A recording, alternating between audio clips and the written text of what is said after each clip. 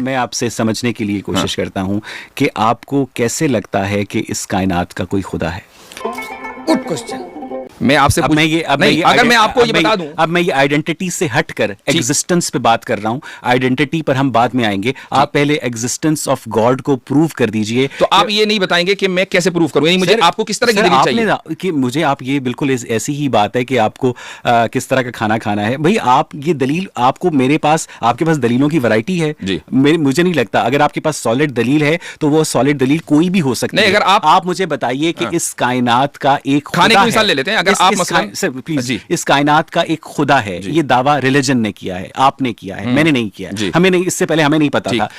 अब आप इस दावे को किसी भी ऐसी दलील से साबित कर दें जो मुझे समझ आ जाए, जो हमारे ऑडियंस को समझ आ जाए। ठीक, अभी मजा आएगा ना भिड़ो।